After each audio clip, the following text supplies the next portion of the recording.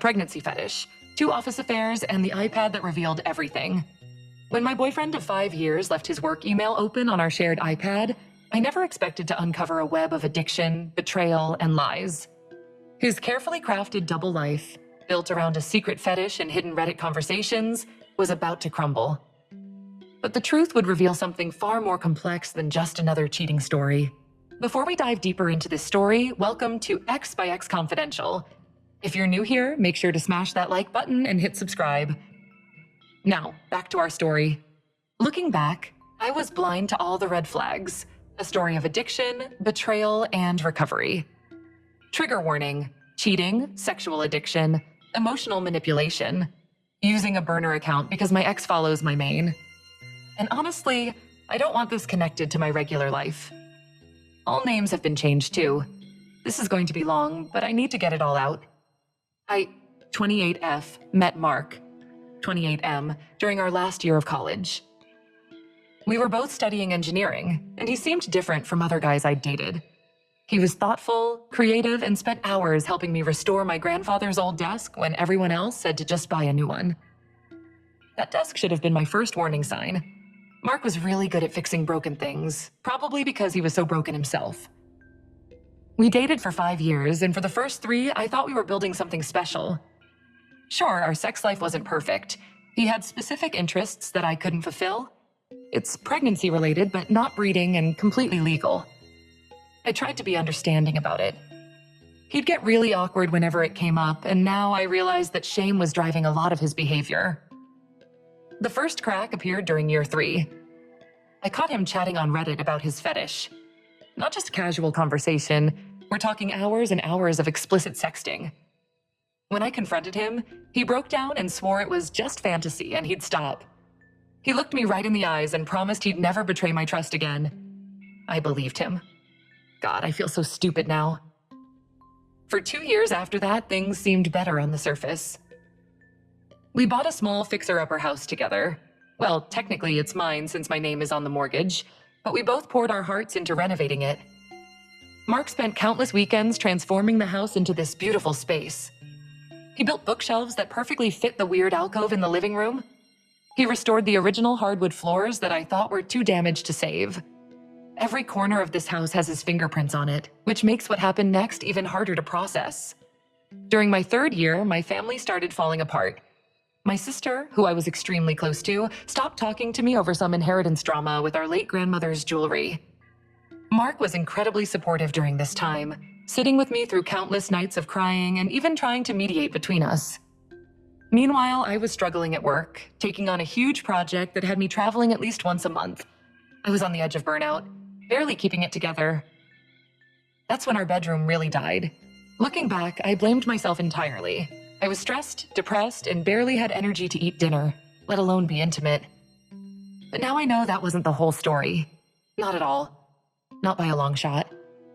The signs were there, but I was too wrapped up in my own crisis to see them. Mark started working late at least 3 times a week. His excuse? The project deadlines are crazy right now. I believed him because my project deadlines were crazy. He changed all his passwords. When I asked why, he said there had been a security breach at his company. Legitimate excuse, right? Wrong. His phone never left his side. Never. He even took it to the bathroom. When I joked about it, he said, "You're being paranoid. Some people just like their privacy." Classic gaslighting, but I was too blind to see it. The bathroom thing got weird. He'd spend 40+ minutes in there, multiple times a day. When I expressed concern about his health, he'd get defensive and say I was monitoring his bathroom habits like a crazy person. Our credit card bill showed random coffee shop charges near his office at odd hours. His explanation: "Sometimes I need a break from the office environment to think."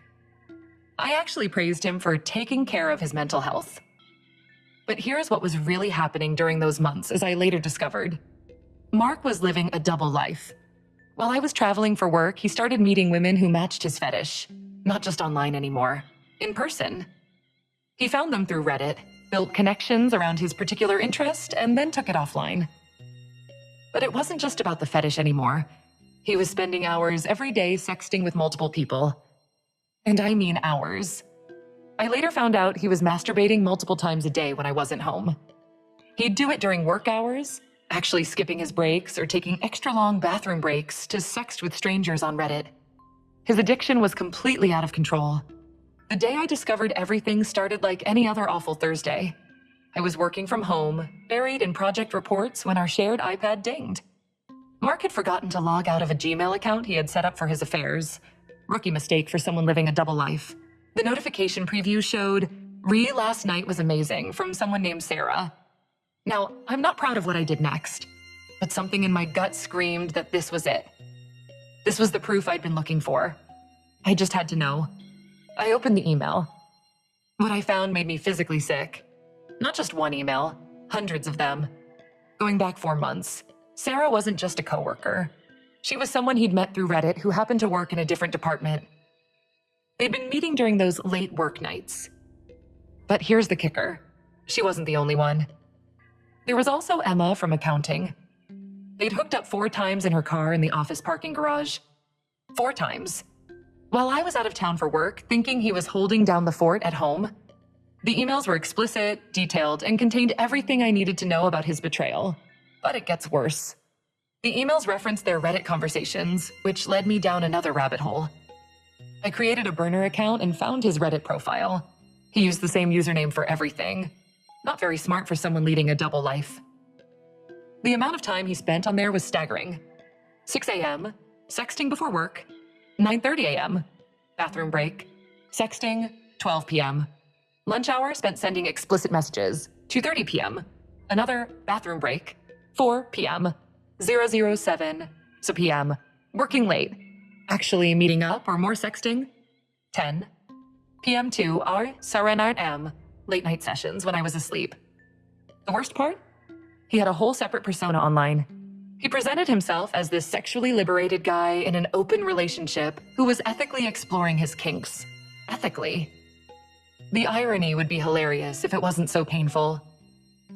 Some of his posts were time-stamped minutes after really intimate moments between us, like the night we stayed up talking about having kids someday. I spent the next 3 days documenting everything. Screenshots, email timestamps, Reddit posts, I saved it all. I even created a spreadsheet tracking the timeline of his betrayal against major events in our relationship. Remember when he was too sick to attend my cousin's wedding? He was with Sarah that weekend. Want to hear the part that really broke me?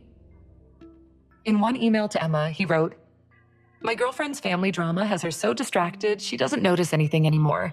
It's actually perfect timing." He was using my pain as cover for his cheating. When I finally confronted him, I was prepared for more lies. But I wasn't prepared for what actually happened. I planned the confrontation carefully. Wait too long, and I risked losing my nerve. Move too quickly, and I might not have all the evidence. I chose a Sunday morning. He's always sluggish on Sundays, and I wanted him off balance. I had everything laid out on our dining room table. The one he'd refinished last summer as a symbol of our future together. 3 stacks of papers. Stack 1, email printouts with key sections highlighted. Stack 2, Reddit conversations, organized by date. Stack 3, my spreadsheet showing the timeline of his lies against our relationship milestones. When he came downstairs and saw me sitting there, he knew. His face went through about 5 different emotions in 3 seconds. Confusion, recognition, fear, shame, and finally this weird calm that I'd never seen before. "Sit down, Mark," I said, surprised by how steady my voice was. "We need to talk about Sarah, and Emma, and all your Reddit friends." He collapsed into the chair like someone had cut his strings. What happened next was the most bizarre 3 hours of my life. First came the standard cheater's script. It didn't mean anything. I never meant to hurt you. It was just about the fetish.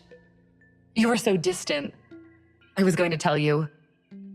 But then something broke in him. He started crying. Not just tears, full-on sobbing. Remember how I said he'd only cried 3 times since childhood? This was different. This was decades of suppressed emotion pouring out.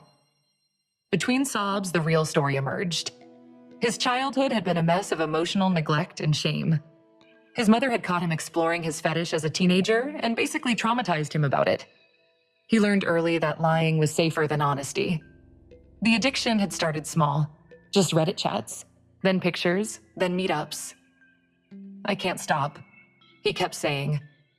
I'll be on Reddit feeling disgusted with myself, promising it's the last time, but 2 hours later I'm back. I've missed deadlines at work. I've spent entire days just lost in it.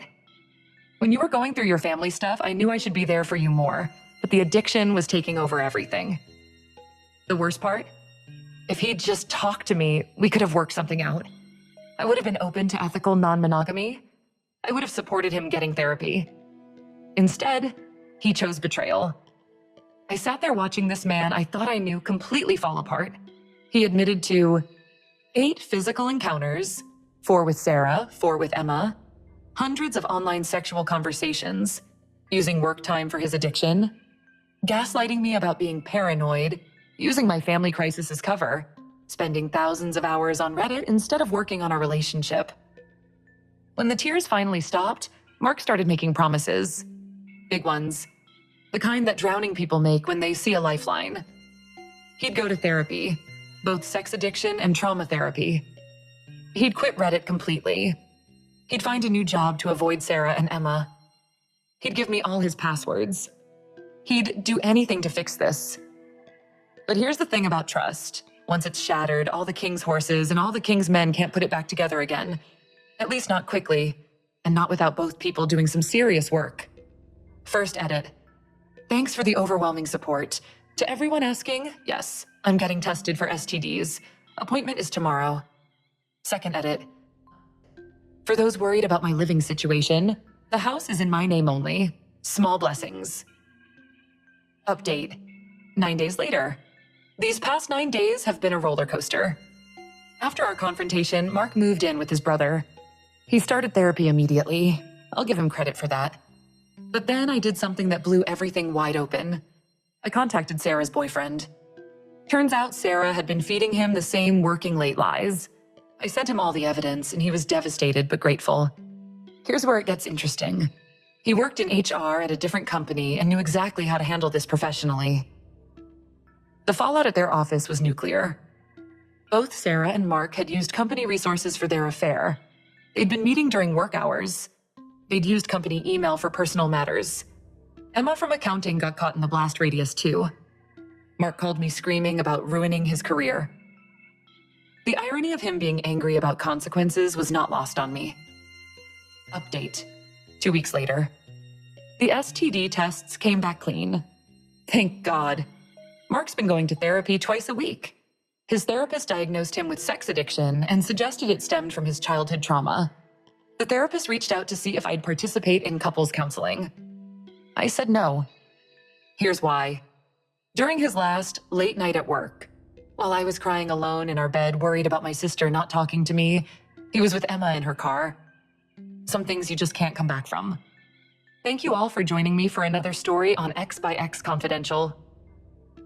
Have you ever had a gut feeling that something was wrong, but got called paranoid for it? I'd love to hear your thoughts in the comments below. How did you handle it? If this story resonated with you, please give it a thumbs up and share it with someone who might need to hear it. Don't forget to subscribe and hit that notification bell to catch our next video. Remember, you're stronger than you think, and you're never alone in this community. Until next time, stay strong and trust your gut.